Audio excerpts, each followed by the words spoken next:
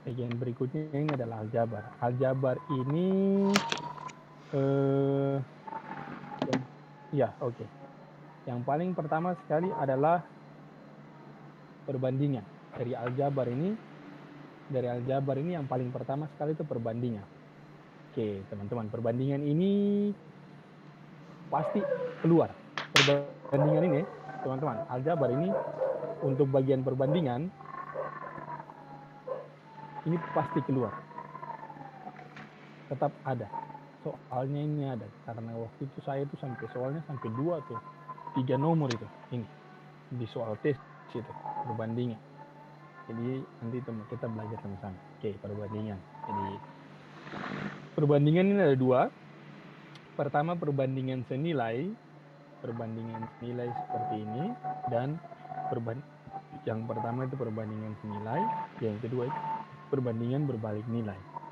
Jadi kalau perbandingan senilai itu perbandingan senilai atau perbandingan lurus itu misalkan saja kita punya 2 variabel A dan B.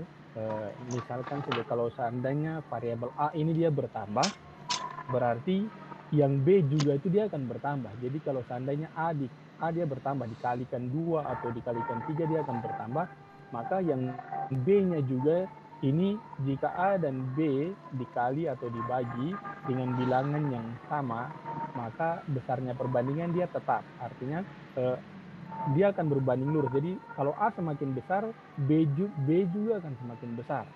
Seperti begitu. Ini contoh-contoh sederhananya untuk perbandingan senilai ini. Misalkan saja jam kerja dengan gaji. Ini kalau yang dibayar part-time ya. Jadi semakin besar jumlah jam kerja maka gajinya ini akan semakin besar. Ini yang dimaksud dengan eh,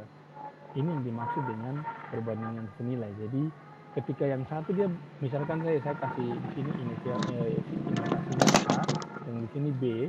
Jika nilai A ini bertambah,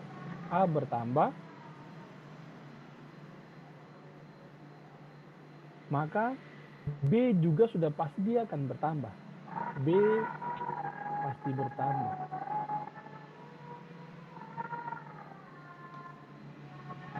Ini yang disebut dengan perbandingan senilai. Jadi kalau A dia berkurang, maka otomatis B juga dia akan berkurang. Jadi dia akan bertambah dan berkurangnya sama saja.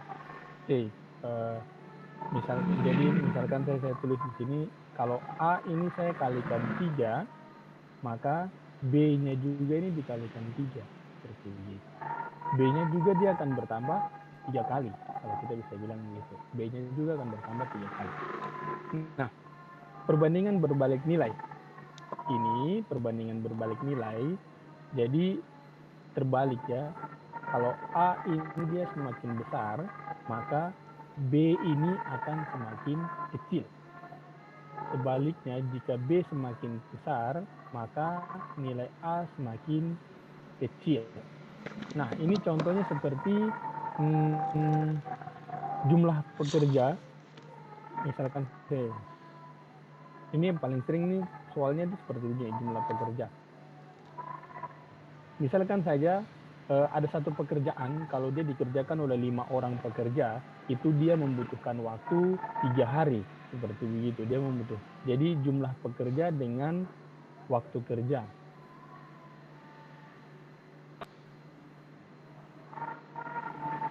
Jumlah pekerja dan waktu kerja. Jadi misalkan saja kalau pekerja ini dia ada 5 pekerja membutuhkan waktu kerja 5 hari. Kalau seandainya saya tambah menjadi 10 pekerja, berarti waktu kerja yang dibutuhkan akan semakin berkurang. Seperti gitu, karena jumlah pekerjanya semakin banyak, berarti waktu kerja untuk waktu yang diperlukan untuk menyelesaikan pekerjaan itu akan semakin berkurang. Itu yang dimaksud dengan perbandingan senilai. Atau bisa juga misalkan saja dari 10 pekerja saya membutuhkan waktu 2 hari. Kalau saya kurangkan pekerja menjadi 5 pekerja, berarti berapa waktu yang saya butuhkan. Seperti demikian. Jadi waktu yang saya butuhkan adalah semakin banyak karena pekerja yang saya berikan itu semakin banyak. Seperti gitu. Jadi biasanya kita tulis dengan A per B itu sama dengan P per Q. Seperti begini ini perbandingan.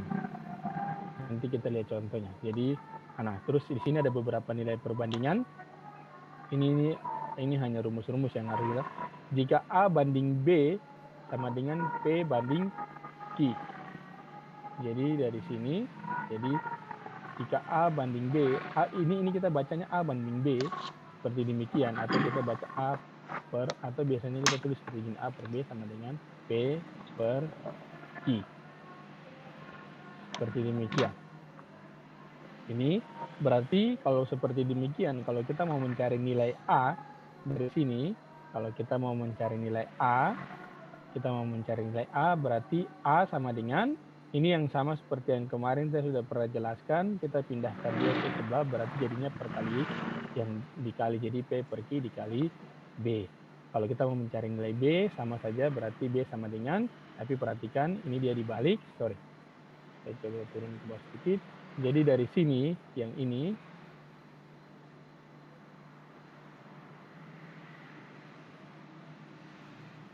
dari sini, dari A per B sama dengan P per Q. Berarti kalau kita mau cari A, kalau kita mau cari A sama dengan B per, kalau kita mau cari A sama dengan P per Q dikali dengan B. Dari sini kalau kita mau cari B, ini berarti adalah A dibagi P per Q.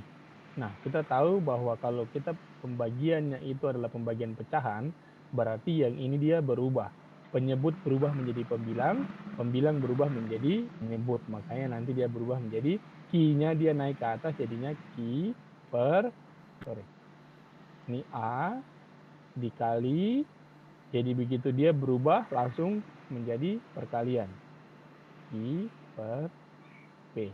Ini yang nanti ada di sini. Oke. Ini untuk perbandingan nilai. Nah, terus ada lagi